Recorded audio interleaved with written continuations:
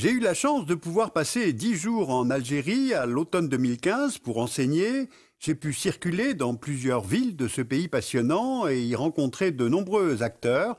Donc je voulais aujourd'hui vous raconter ce que j'ai un peu compris de ce pays. Il ne s'agit pas ici de tenter d'être exhaustif, ni de parler à nouveau du passé colonial de la France ou du riche passé algérien en général. Non, il s'agit de parler du présent et de se poser quelques questions sur l'avenir de l'Algérie. L'Algérie est en Afrique du Nord.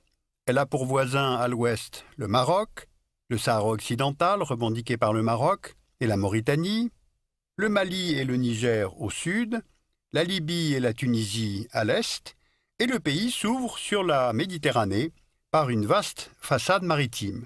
C'est dire son importance stratégique. C'est le plus grand État du continent africain, avec 2 380 000 km², et le pays est divisé dans le sens nord-sud en 3 zones climatiques qui dictent la répartition des populations. Si on regarde de plus près, on a au nord un climat de type méditerranéen. Le long de la côte, les zones les mieux arrosées permettent l'agriculture sur une bande d'à peu près 100 km de large. C'est là que se trouvent les principales villes du pays, Alger, la capitale, Oran, Constantine, Annaba. Puis viennent les zones de montagne avec l'Atlas stélien, les Aurès, l'Atlas saharien. Le climat y est semi-aride ou sahélien. Ce sont des zones de relief et de steppe qui permettent l'élevage des caprins et des ovins. Puis au sud, on trouve le climat du désert, c'est le Sahara. La zone est totalement aride et couvre les 5/6 du pays. Le pays compte presque 40 millions d'habitants en 2015, et si on regarde la carte de densité de population, on voit que la très grande majorité des Algériens, plus de 80%, vit au nord, surtout sur les côtes, dans les grandes villes, en climat moins aride. Les Algériens sont arabophones à 73% et berbérophones à environ 27%, et on compte aussi 0,1% de Touaregs.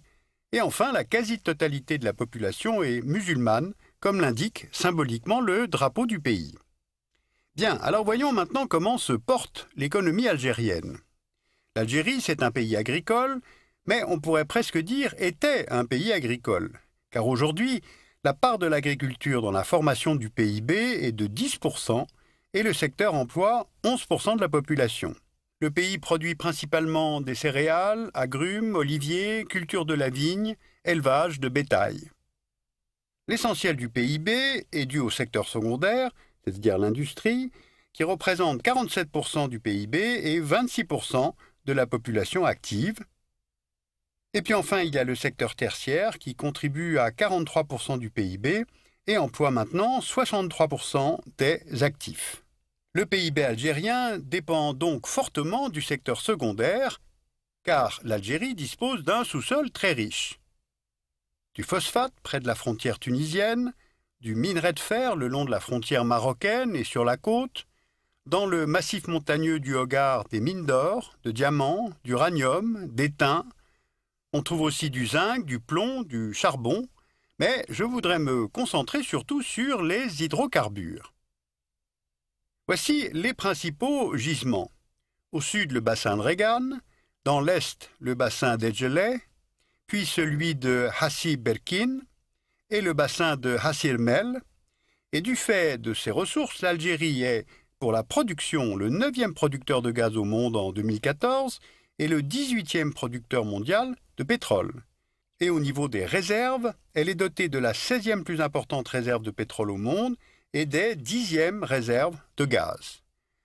Au total, 95,5% des recettes à l'exportation algérienne viennent du secteur des hydrocarbures. L'Union européenne achète d'ailleurs 34% de la production algérienne de pétrole et 60% de la production de gaz, ce qui en fait son premier partenaire économique. Alors tous ces chiffres pour vous faire mesurer le très haut niveau de dépendance du pays à ce seul secteur. Or, la conjoncture a changé, car on observe 3 phénomènes depuis 2014. Les exportations sont en baisse suite à la réduction de la demande européenne, du fait de la stagnation économique, mais aussi du fait du ralentissement de l'économie chinoise. Résultat, les recettes d'exportation d'hydrocarbures algériennes sont passées de 32 milliards de dollars au cours des 6 premiers mois de 2014 à 18 milliards pendant la même période en 2015. Deuxième phénomène, le prix du baril est passé de 112 dollars en juin 2014 à 45 dollars en novembre 2015 et les cours ne sont pas amenés à remonter. Et enfin, les grands gisements historiques du pays sont de moins en moins productifs. Résultat, l'Algérie ne parvient pas à boucler son budget avec un baril à 45 dollars. Elle puise dans ses cagnottes, notamment le Fonds de régulation des recettes.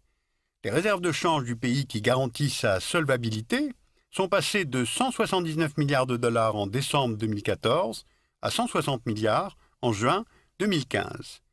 La balance commerciale est déficitaire depuis le début de l'année 2015 car le pays importe pratiquement tout ce qu'il consomme. Alors des économistes algériens, ainsi que ceux du FMI, estiment que le pays peut tenir sur ses réserves pendant 3 ou 4 ans, pas plus. Dit autrement, l'Algérie a quelques petites années pour lancer des réformes de structure et orienter la diversification des investissements. Or, ces réorientations ne semblent pas du tout à l'ordre du jour. Regardez sur ce planisphère les bassins de gaz et de pétrole de Rochemer, appelés à tort gaz et pétrole de schiste, nos sources étant les données de l'EIA. On voit que les premières ressources techniquement récupérables sont en Chine, les deuxièmes en Argentine, et l'Algérie détiendrait les troisièmes réserves mondiales, soit 20 000 milliards de mètres cubes, c'est-à-dire 4 fois plus que ces réserves de gaz naturel connues dans le pays. Voici la carte des principaux bassins de Rochemer en Algérie. Eh bien, face à une telle disponibilité de ressources, le Parlement a adopté une nouvelle loi sur les hydrocarbures et le gouvernement a lancé un programme de forage dans le Sahara. Les gaz de schiste sont donc retenus comme une option qui viendrait à terme augmenter la production d'hydrocarbures et donc les recettes du pays. Sauf que cette décision a déclenché dès la fin de 2014 des manifestations d'hostilité à l'extraction du gaz de schiste. Elles se sont multipliées, notamment dans la ville d'Insalah, que l'on voit ici sur la carte. La décision de forer a été prise sans concertation avec les populations vivant sur ou à proximité des gisements. Or, il convient ici de faire maintenant plusieurs rapprochements. L'Algérie est un pays en pénurie hydrique, c'est-à-dire que l'eau disponible dans ce pays est peu abondante. On peut le voir sur cette carte du World Resources Institute qui montre les risques sur la disponibilité de l'eau, d'un risque faible à un risque extrême. Or, une grande partie du territoire algérien est en risque extrême. Selon l'ONU, le seuil de pénurie est de 1000 m3 par habitant par an en moyenne. Or, la moyenne pour l'Algérie est de 600 m3 par an par personne. Maintenant, regardez ce schéma. La principale technologie utilisée à ce jour pour accéder au Rochemer est la fragmentation hydraulique, qui requiert une énorme quantité d'eau à injecter sous pression avec des adjuvants afin de faire éclater la roche. Et cela entraîne des risques de pollution des nappes phréatiques du fait de ces adjuvants indispensables à la fragmentation.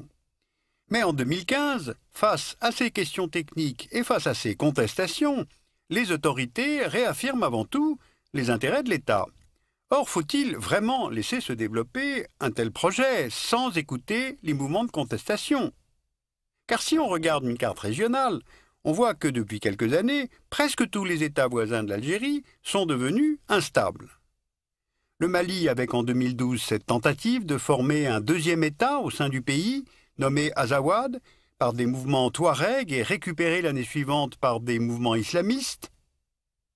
La Libye, depuis 2011, et la chute du régime Kadhafi, où l'absence d'un projet politique a mené le pays vers la guerre civile. Aujourd'hui, deux gouvernements s'y affrontent, les milices islamiques de Tripoli et le gouvernement de Tobrouk, soutenu par la communauté internationale. La Tunisie, avec la chute du dictateur Ben Ali en 2011, le pays connaît ces derniers temps une détérioration de la sécurité et une multiplication des attentats. Et puis enfin, n'oublions pas que l'État islamique a annoncé qu'il allait désormais s'en prendre à l'Algérie. Alors il est difficile de mesurer si les revendications islamistes perdurent en Algérie, 15 ans après la fin de la décennie noire, Mais les frontières du pays sont immenses, dans le désert, donc ouvertes, et ce, dans une région en conflit et où circulent les armes. La prise d'otage en janvier 2013 dans le complexe pétrolier de In Amenas rappelle la porosité du Grand Sud algérien.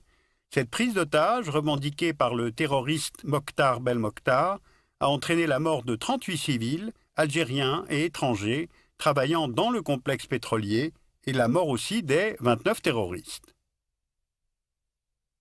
Alors on mesure bien par ces cas de figure toutes les fragilités, donc il y a des choix à faire. Dans un environnement géopolitiquement instable, l'Algérie peut-elle maintenir encore sa doctrine de non-intervention sur les théâtres extérieurs? Deuxièmement, est-ce bien le moment de s'engager dans l'exploitation des gaz de schiste, alors que le monde entier s'oriente progressivement vers des énergies post-carbone? Enfin, l'Algérie est un pays magnifique, un pays riche, mais son économie n'est pas saine. Forte dépendance aux hydrocarbures, on l'a vu, dépendance aux importations alimentaires, chômage massif chez les jeunes, une grosse partie de l'économie est informelle, donc on peut se demander pour qui l'Algérie est riche et pleine d'avenir. Vous pouvez aller voir l'exposition Made in Algeria, généalogie d'un territoire. Elle se tient à Marseille, au MUSEM, jusqu'en mai 2016. C'est l'histoire de la construction du territoire de l'Algérie avec des archives, des œuvres d'art et présentée pour la première fois des cartes qui viennent de la BNF et du service historique des armées.